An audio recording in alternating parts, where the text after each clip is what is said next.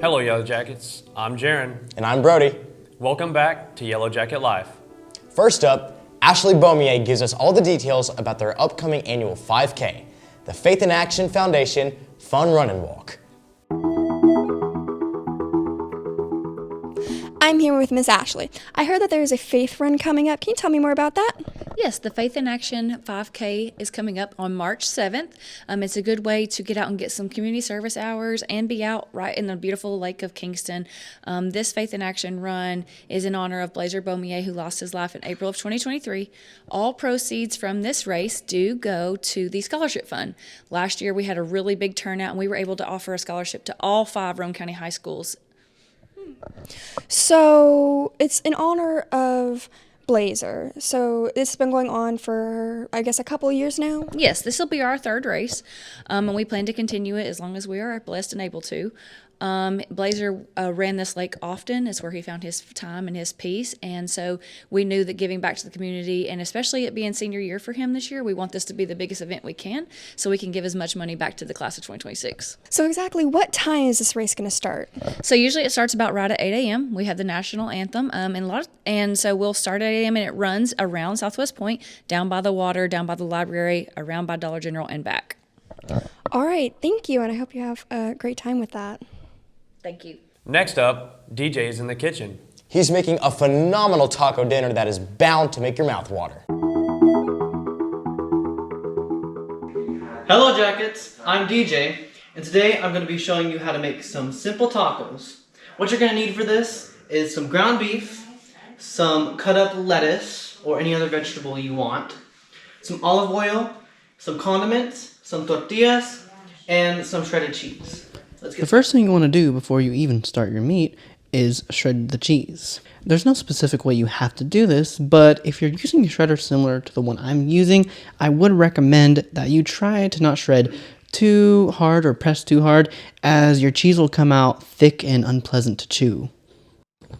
Next, you want to actually start preparing your meat. Usually I put my oven on to a little bit higher than medium, but it can vary depending on how much you're making. I'm currently putting in about 4 ounces of ground beef, and I'm just going to kind of keep a constant, gentle stir on it so it cooks evenly on all sides.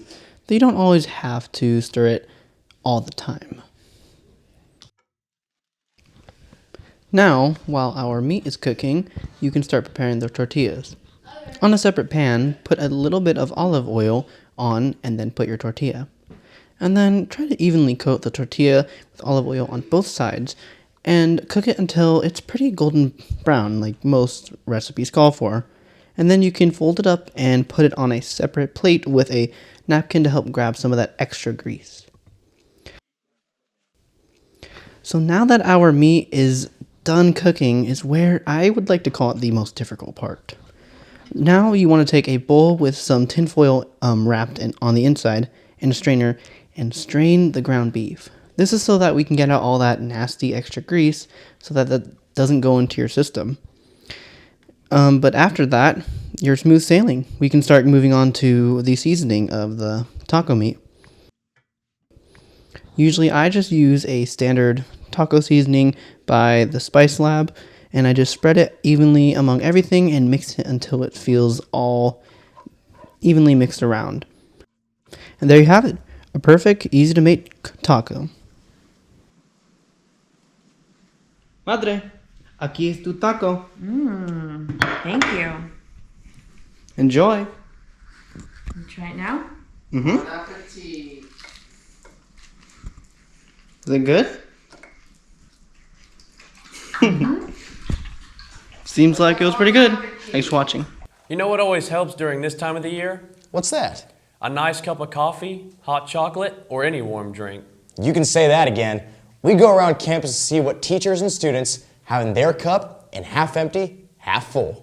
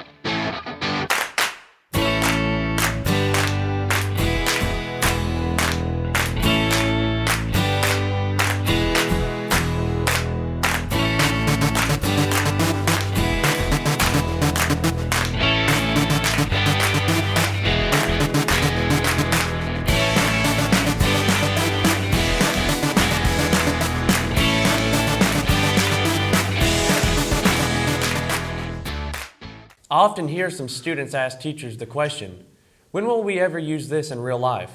So let's find out in our new segment, Using It in the Real World. I'm here with Dr. Golden, and how will psychology be used in the real world? Many ways. One way would be it's a way to learn how cults work, to keep yourself out of a cult. But in a more simple way, it's kind of a way to learn about yourself, about your mind, and the mind and behavior of everybody around you. I'm here with Ms. Pitts, and how can Spanish be used in the real world? From previous students that I've encountered, they mostly tell me that they've used it in the medical profession, translating for people that need translations. I also see it in business as well. There are many things. Basically, in any kind of job, you can use Spanish. Thank you. I'm here with Mr. Johnson, and how can your class be used in the real world? Well, I teach a lot of classes. Which one do you want? Sports officiating. Oh, the sports officiating. Yeah, if you're a hustler, you got to be a hustler. You guys, when you get in the real world, you're going to be like, oh, I'll make this much money, I do good, but you're always going to want more. That's life. So be an official. When you're official on a Friday night game, you make between $100 and $115 for 2.5 hours worth of work. You can go do volleyball and make about $65 to $85 for about 30 minutes of work. So there's lots of different sports you can do. It's really quick to get certified. Take a couple of tests here and there. We can get you pretty close to ready to be one. And then you can do a little side hustle, a little extra money, never hurt nobody. Thank you. I'm here with Ms. Hudson, and how can your class be used in the real world? Well, currently right now our artwork is extended beyond the classroom. So we've done commission work in bed and breakfasts, we've done illustrated books, we have done portrait work for people. So really, we do a lot of things that are outside of the classroom. Thank you. I'm here with Ms. Daly, and how can your class be used in the real world?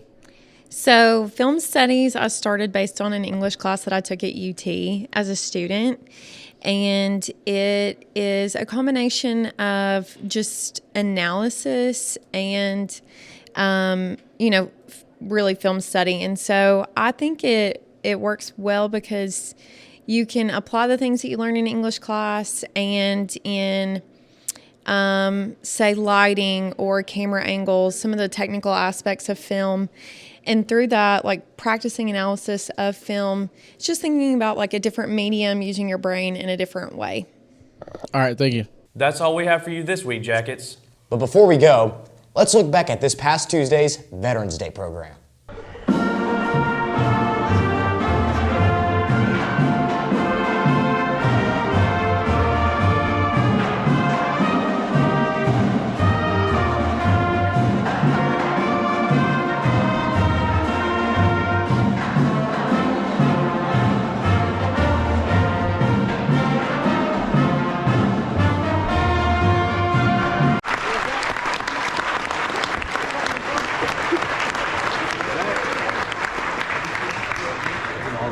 Thank you so much.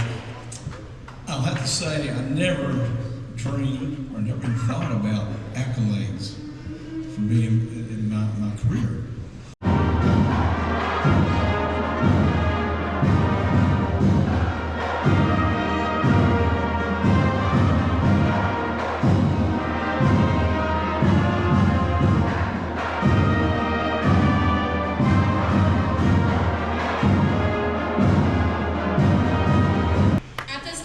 We would like to take a moment and acknowledge a Roane County High School student who has already made a commitment to the U.S. military upon graduation.